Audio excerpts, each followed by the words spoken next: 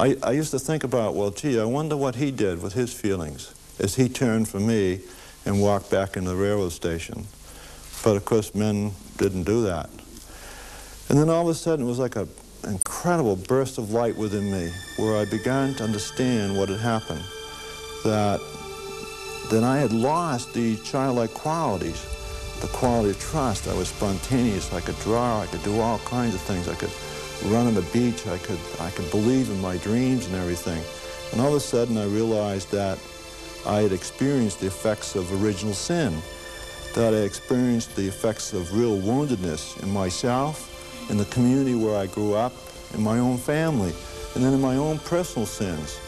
And I began to realize that the spiritual life really could be seen as a journey back, back into childhood, in terms of not becoming a child again, but becoming one who possesses these incredibly beautiful qualities, these childlike qualities, which all of a sudden I realized that is what Christ was trying to say, that we really have to become children again in the sense of those qualities where we can believe in our dreams and that we can really have the ability to be affectionate and to be loving people, to touch, to be vulnerable.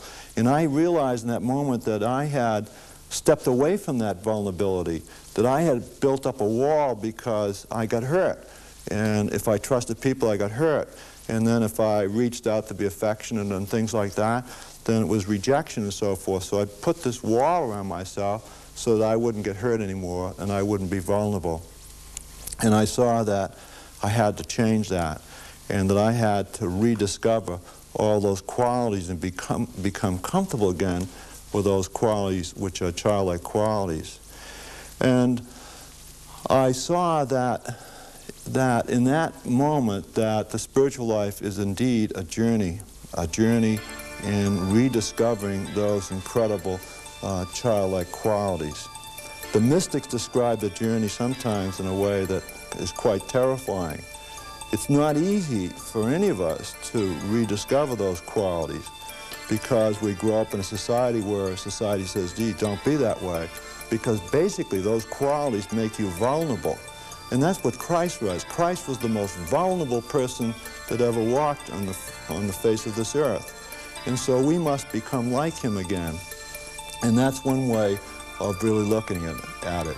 And so then I said to myself, wow, stage 7 is really the land of play. It's a land of children. It's God's land.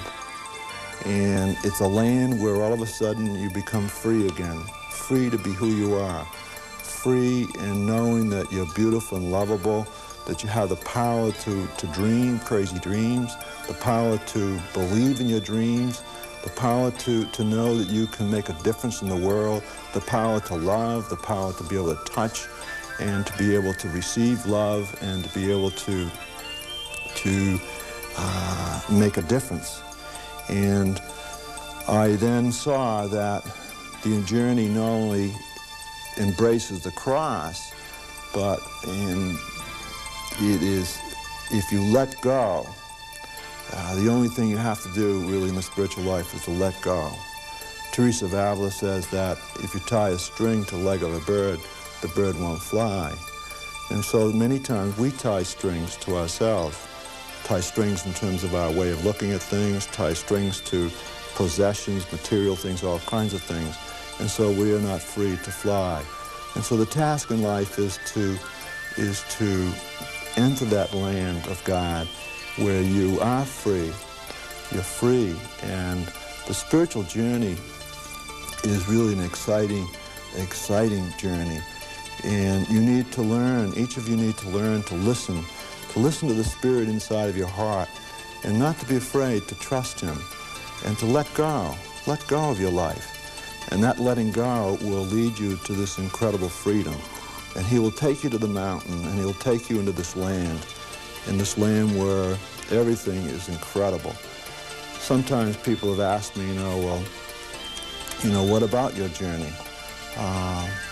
As I look back, I can say to each of you, from the time I was a little boy and used to go out on that jetty, I can say that I basically have always tried to find what God wanted me to do in life.